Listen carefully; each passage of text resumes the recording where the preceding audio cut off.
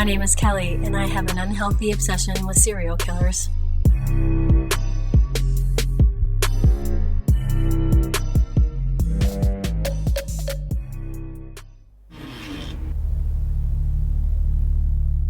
The Ken and Barbie Killers, Bernardo and Karla Homolka.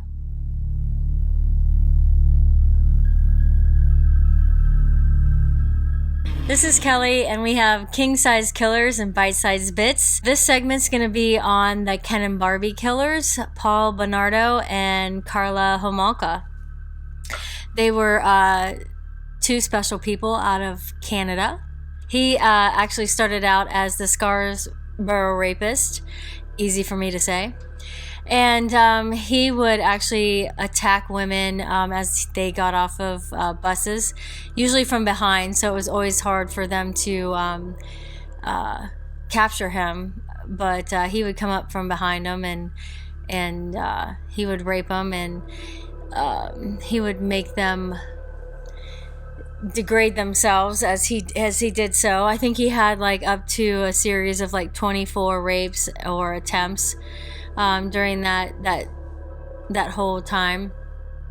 And during that time, he met Karla, and love at first sight, as they say. And they got together, and she apparently suffered from some insecurities, and he was, according to her, very attentive, the perfect boyfriend, yada yada yada.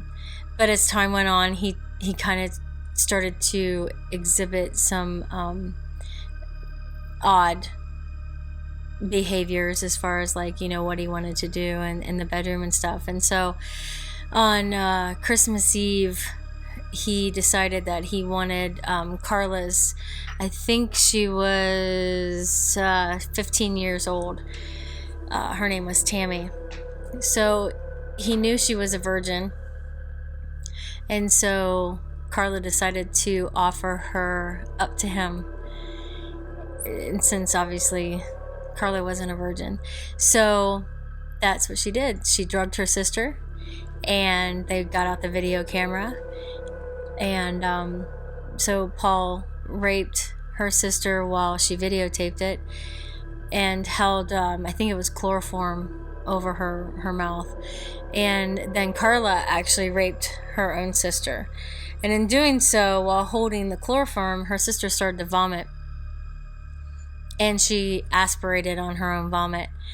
And of course they called 911 and explained it away as like too much drinking. And they actually considered it a natural death. And they got away with it.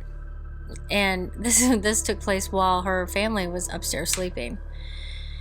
So, they moved on. They moved out of, at the time they were living with Karla's parents. So they moved out of Karla's parents, and they got their own place. And 2 months later, they got married. And, they went on with their life.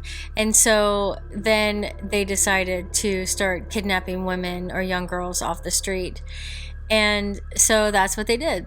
And so Leslie McAfee was the next girl that they did. They kidnapped, and she was 14. And they held her and tortured her and raped her, and they videotaped it, and they murdered her. And they dismembered her and put her in concrete encasements and threw her in the river. And I believe that on the day that they got married, they actually discovered her body. So that's a little morbid. So, they went on their honeymoon and they lived their life, and then they moved on and they kidnapped Christine French.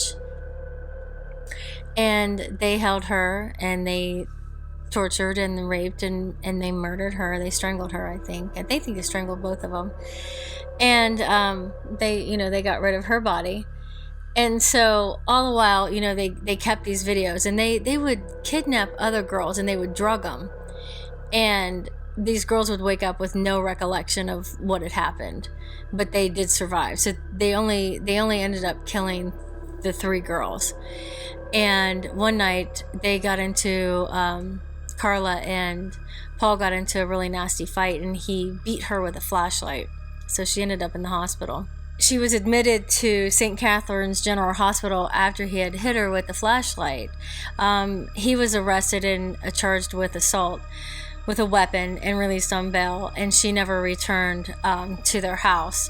And then about a month later, the Center of Forensics finally matched his DNA with that of the Scarborough rapist, and the police put him under surveillance and tapped his phone. And Karla was initially uncooperative with the police, but after consulting with her attorney, she finally decided to work with them and help them turn evidence against Paul. So they actually made a plea deal with her, and they gave her it was 12 and 12, and they would run together. So I think she actually told them there were some videotapes, but they could never find them. So they signed, sealed, delivered. She went before the judge. Her sentence was already done. She got 12 years for what she did to these girls. And by the time he went to court, they had found the videotapes, and obviously it showed that she had participated willingly in these crimes. And the press in Canada dubbed it the deal with the devil. So, of course, he got, I think, like 25 years. She testified against him, claiming that she had battered wife syndrome. And, she was an unwilling participant in everything that they had done, but the videotapes obviously shown something completely different. He was found guilty and was sentenced to life in prison, and he was up for parole in 2015. But obviously he was denied that. He is deemed a threat to society. So she is actually out, and she's started a family. She has a child, she has a son, and she moved to Quebec. And my thoughts on that are, wow. There's no word on whether or not her family has anything to do with her or not. I can't imagine that would be a possibility. But I would like to know in about 10 or so years, or even longer, like, how are you going to explain that to your son? I know people can change, but shit, you can't come back from that.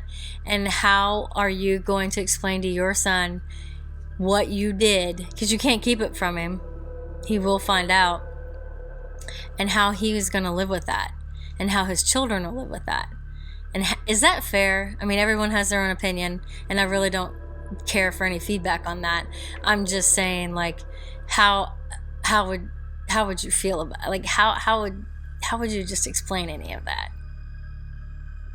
That I'm curious. So who knows? Maybe she's a different person, but doesn't really matter at this point.